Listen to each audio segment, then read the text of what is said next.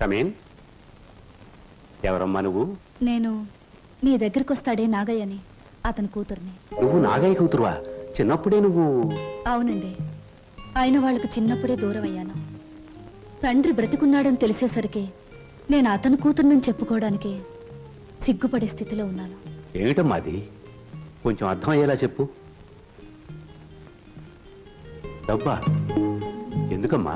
Sir, మీరు మా బావకి అతని చెల్లెలకి చిన్నప్పటి నుంచి సహాయం చేసే దృష్టితోనే డబ్బిచ్చారా? కానీ మా నాన్న ఆ డబ్బు తనే తినేసి వాళ్ళ నమ్మకానికి పెట్టేస్తే వాళ్ళు తప్పించుకుని పట్నం పారిపోయారు.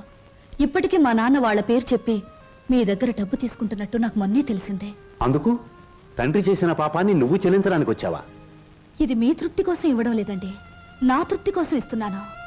నా తండ్రి చేసిన పాపమే నన్ను వెంటాడింది. అందుకే ఈ జన్మలో నేను అనుకున్నది ఏదీ జరగలేదు. కనీసం ఈ పాపాన్ని ఇలా తుడిచేస్తే వచ్చే జన్మలో అయినా నేను అనుకున్నది జరుగుతుందేమో.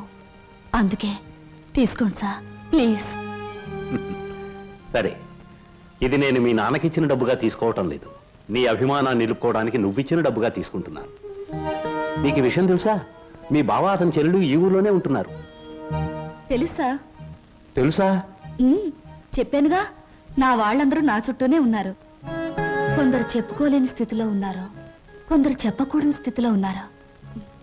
నేను మా బావ ఉంటున్న ఇంట్లోనే ఉంటున్నానండి. మరి మీ బావకి నువ్వెవరో తెలీదా? నేనే చెప్పలేదు. ఏమ్మా? అతను నా బావని తెలిసేసరికి అతను ఇంకో అమ్మాయిని ప్రేమిస్తున్నాడని తెలిసింది. నేనని తెలిస్తే అంతా తారుమారయ్యే ప్రమాదం ఉంది. అందుకే నిజాన్ని దాచిపెట్టాను. నిజాన్ని దాచిపెడితే నీకే నష్టమేమో. సార్, నాకు ఎంత కష్టం కలిగినా హాయిగా భరించగలను. కానీ నా వల్ల ఇతరులకు కష్టం కలగడం ఒక్క క్షణం కూడా భరించలేను. అంతా సక్రమంగా జరిగాక నిజాన్ని నేనే చెప్తాను. అంతవరకు ఈ స్వప్నగానే ఉండిపోనివ్వండి. వస్తాను సార్.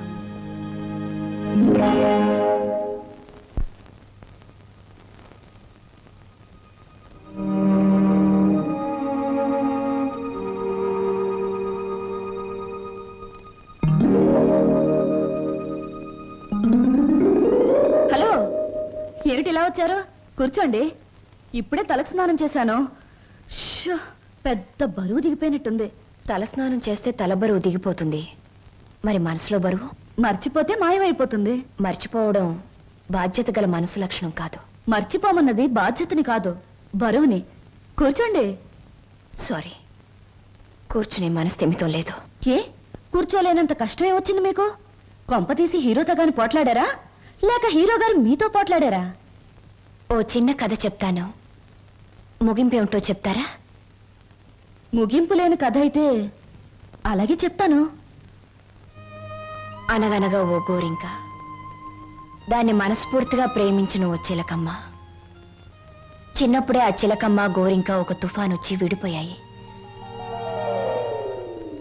గోరింక కోసం చిలకమ్మ వెతుకుతుంది, చిలకమ్మ కోసం గోరింక ఎదురు చూస్తుంది. దేశ దేశాలు తిరుగుతూ ఆ చిలకమ్మ చివరికి గోరింకున్న చెట్టు మీదే గూడు పెట్టుకుంది. అయినా గోరింక పట్టించుకోలేదు. పాపం, గోరింకకు ఆ విషయం తెలీదు. I'm correct? గోరింకకు ఆ విషయం తెలీదని మీకెలా తెలుసు? కొన్ని కథలకి ఎప్పుడు ఎక్కడ మలుపు తిరుగుతుందో సులువుగా చెప్పొచ్చు. నేనడిగింది మలుపుల గురించి కాదు, ముగింపు గురించి. నేను ఆలోచించేది ముగింపు గురించి కాదు, అసలు కథ ఏమిటా అని. మీరెవరో, మీ కథ ఏమిటో తెలుసుకునే వచ్చాను. ఆహా, మరి చిలకమ్మ గోరింక అనే కన్ఫ్యూషన్ ఎందుకు?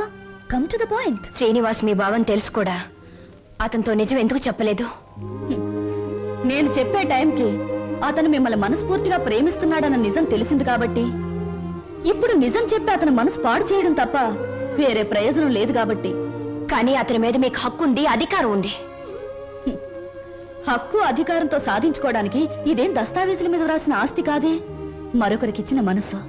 ప్రేమించడం అనేది రెండు మనసుల మధ్య ఆ మనుషులకు కూడా తెలియకుండా జరిగిపోయే కళ్యాణం. ఈ కథకు ముగింపిదే. కాదు, వ్యక్తిత్వం అనే కలంలో మానవత్వం అనే సిరా పోసి ముగింపు ఇంకోలా నేను రాస్తాను. ఈ శుభలేఖ మీద నువ్వు రాసినట్టే ఇదే ముహూర్తానికి మీ ఇద్దరికీ పెళ్లి జరుగుతుంది. ఇదేమన్నా బొమ్మల పెళ్ళా, బొమ్మలు మార్చడానికి? అయినా నా మీద నిర్ణయం తీసుకునే హక్కు మీకెవరిచ్చారు? నేను ఒప్పుకోను. ఎవరు ఒప్పుకున్నా ఒప్పుకోకపోయినా ఈ కథకు నేను రాయబోయే ముగింపిదే. మీ ఇద్దరు పెళ్లి నేను జరిపిస్తాను. చిన్నప్పుడు చిరిగిపోయిన మీ జీవితాల్ని నా చేతులతోనే ఒకటి చేస్తాను. లలిత గారా, నేను చెల్లని పాత టిక్కెట్ను గతం అనే ఫ్రేమ్లో నన్ను జ్ఞాపకంగానే ఉండిపోనివ్వండి. ఒకసారి నేను ట్రైన్ మిస్ అయ్యాను, మరొకరు ట్రైన్ మిస్ అవ్వడం నాకు ఇష్టం లేదు. ఒకప్పుడు మీరు ట్రైన్ మిస్ అయ్యారు, కానీ ఇప్పుడు ట్రైన్ మిమ్మల్ని మిస్ కాబోతుంది. అలా జరగనివ్వను. మీరు అనుకున్నట్టు నేను జరగనివ్వను. నిండు మనసుతో చేసే పని తప్పకుండా జరుగుతుంది. నిండు మనసుతో కాదు, మనసు చంపుకుని చేస్తున్న పని. కాదు, మమతల్ని కలపడం కోసం చేస్తున్న పని. ఆ త్యాగం నాకు అక్కర్లేదు. ఇది త్యాగం కాదు, పరిష్కారం. నేను నవ్వడం కోసం మీరు ఏడవడమేనా పరిష్కారం?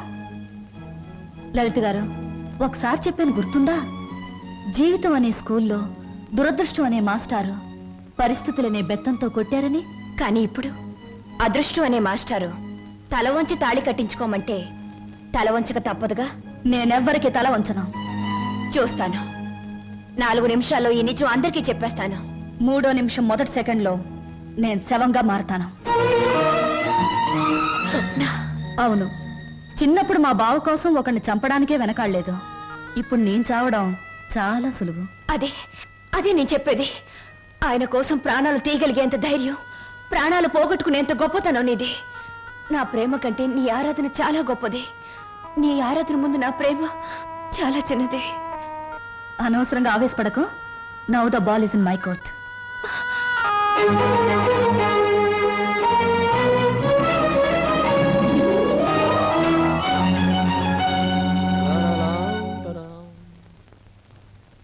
బాబాయ్ బాబాయ్, ఏంటి బాబాయ్ అందరు ఇక్కడే ఉన్నారు? బట్టలు కూడా చెప్పేసి వచ్చాను. మీరంతా బట్టలు ఎప్పుడు తీసుకుంటారు? సెలక్షన్ అంతా లలితదే. ఏంటి అందరు అలా ఉన్నారు? లలిత ఎక్కడ? లలిత లలిత ఇక్కడ లేదురా. లేదా? ఎక్కడికి వెళ్ళింది? ఇంట్లోంచి వెళ్ళిపోయింది. వెళ్ళిపోయిందా? ఏం జరిగింది? ఎక్కడికి వెళ్ళింది? ఇక్కడేం జరగలేదురా. అయితే వెళ్ళిపోతే ఎందుకు ఊరుకున్నారు? ఆపలేకపోయారా? ఆపడానికి ప్రయత్నించాను రా. తనకి ఇక్కడ ఉండడం ఇష్టం లేదని మాత్రం సమాధానం చెప్పింది. ఎందుకు ఇష్టం లేదని అడిగే బాధ్యతే తప్ప ఆపగలిగే హక్కు మాకెవరికీ లేదు. నీ ఒక్కడికే ఉంది. తేల్చుకోవాల్సింది నువ్వు. ఎక్కడికి వెళ్ళింది?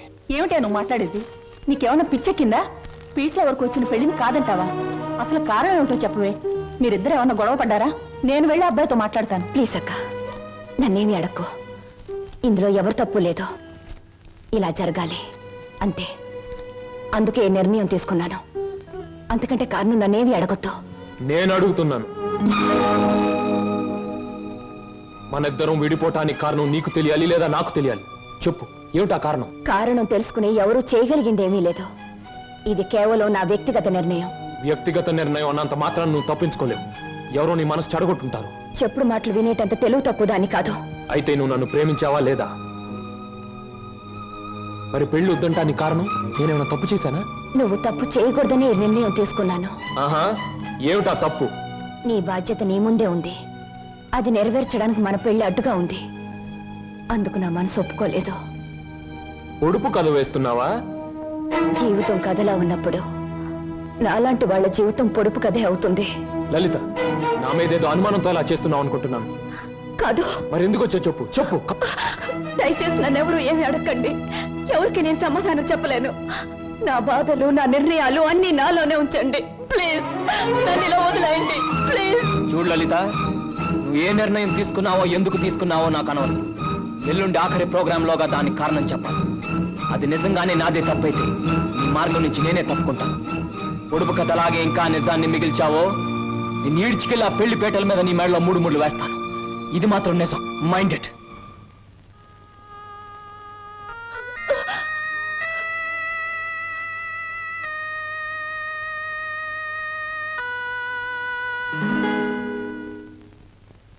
హర హర మహాదేవ శంభో శంకర. ఇది కళ నిజమా లేక వైష్ణవ మాయ? అరే, గిల్లితే తెలుస్తుంది. ఒరే వదరా. ఛీ, వీడి దగ్గర తాగుడు వాసనే వస్తుంది. నువ్వు కట్టుకున్న చీర రంగు కూడా తెలుస్తుంది. కనుక ఇది కళ కాదు, నిజమే. ఇప్పుడు చెప్పు, నేను నీకు ఏం చేయాలి? మీరు నాకు సహాయం చేయాలి. చెయ్యకపోతే నా పేరు బొక్కల బోదరం కాదు. ఎల్లుండే శ్రీనివాస్కు నాకు పెళ్లి. అందుకేగా నేను ఇలా చిక్కిపోయాను. ఇప్పుడు ఈ పెళ్లి చేసుకోవడం నాకు ఇష్టం లేదు. మరి మొన్నటి వరకు మీరిద్దరూ ఆడారు, పాడారు, డాన్సులు చేశారు. మరి మళ్ళీ మధ్యలో ఈ ట్విస్ట్ ఏమిటి? లంబోదరం గారు, శ్రీనివాస్కి నాకు ఈ పెళ్లి జరగకూడదు. నాకంత అయోమయంగా ఉంది. సీత రావుణ్ణి వద్దంటే నమ్మనా? రాధకృష్ణుణ్ణి మురళి ఊదొద్దంటే నిజమనుకోనా? ఈ రోజున ఏప్రిల్ 1వ తారీఖు కూడా కాదే నేను ఏప్రిల్ ఫూల్ అవ్వడానికి. ఎవరు నమ్మినా నమ్మకపోయినా ఈ పెళ్లి జరగకూడదు. అది మీ ఒక్కరి వల్లే సాధ్యమని తెలిసి మీ దగ్గరకు వచ్చాను. హరమదేవ శంభో శంకర, ఇదిక్కడి కోరిక. గుళ్ళు కడుతున్నావు, చందాలు ఇవ్వండి. బళ్ళు పెడుతున్నావు, డొనేషన్లు ఇవ్వండి. పెళ్లి చేసుకుంటున్నావు, డబ్బులు ఇవ్వండి. అన్న వాళ్ళని చూశాను తప్ప పెళ్లి చెడగొట్టండి అన్న వాళ్ళను మొట్టమొదటిసారిగా చూస్తున్నాను. It's all right. 1000 అబద్ధాలు చెప్పి ఒక్క పెళ్లి చేయడం కష్టం, గాని ఒక్క అబద్ధం చెప్పి 1000 పెళ్లిళ్ళు చెడగొట్టడం చాలా సులభం. వా గుడ్డు పగలగొట్టగలం, కానీ మనం పెట్టగలమా? పెట్టలేము. రేపు మీరిద్దరూ ఇచ్చే ఆఖరి ప్రోగ్రాం మొదలయ్యేసరికి మీ ఇద్దరిని వేరు చేస్తాను. మధ్యలో నేను దూరిపోతాను. ప్రోగ్రాం అయిన వెంటనే నువ్వు నేను చెప్పినట్టు చెయ్యాలి. ఏమిటది చెప్పండి. రేపు ప్రోగ్రాం అయిన వెంటనే హాలు బయట నీ కోసం ఓ తెల్లటి మారుతి కారాగుంటుంది. నువ్వు దాన్ని ఎక్కావనుకో, అది సరాసరి నా గెస్ట్ హౌస్ కు తీసుకొస్తుంది. అప్పుడు చెబుతాను నువ్వు నాకు ఏ రూపంలో ప్రతిఫలం ఇవ్వాలో. అంతా జరిగాక ఇవ్వలేదనుకో, స్టేజి ఎక్కి బైకు పట్టుకుని నువ్వు ఇదంతా నా చేత నాటకం వాడించావని వాడితో చెప్పి వాడి చేత నీకు 3 ముళ్ళు వేయిస్తాను. అప్పుడు నేను కూడా వేస్తాను నేనెత్తిన అచ్చింతలు.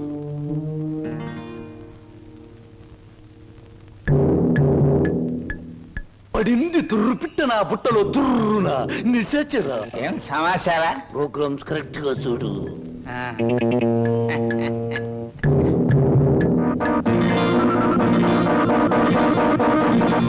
భో శంకర,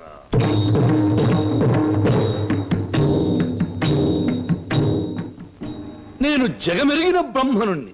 జంజమెందుకు అని నన్ను గురించి నేను చెప్పుకోవడం లేదు. అయినా చిరంజీవి శ్రీనివాసుకి నేను తెలుసు, నాకు ఆయన తెలుసు అని మీ అందరికీ తెలుసు. కనుక నేను మీ అందరికీ తెలిసినట్టే. అది సరే, తమరు ఎందుకు అరుస్తున్నారో మాకు అర్థం కావటం లేదు. నాకు చాలా కాలానికి పెళ్ళవుతోంది. మొట్టమొదటిసారిగా ఈ శుభలేఖలు మీకివ్వాలని పనిగట్టుకుని వచ్చాను.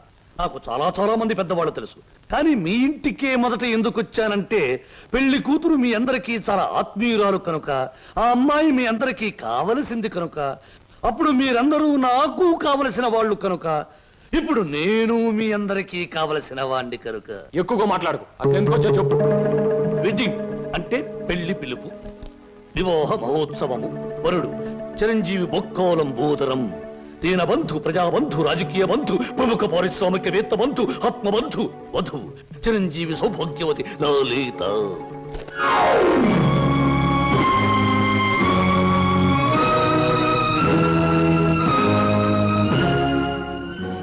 నీకు లలితకు పెళ్ళా? ఏమిట్రా నువ్వు మాట్లాడేది రాస్కెల్? తప్పు.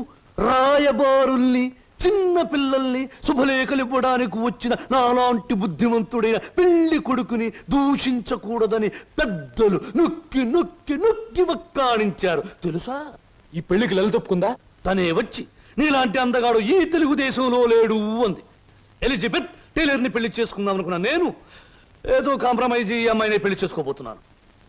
మా శుభలేఖలు అందుకుని సకుటుంబ సపరివారంగా విచ్చేసి నూతన వధూవులను ఆశీర్వదించి మదర్పిత చంద్ర తాంబూలాది సత్కారములు గీకుని మమ్మల్ని ఆనందింపజే ప్రార్థన. ఇట్లు బుక్కలంబోదరం బోలా శుభంబుయా.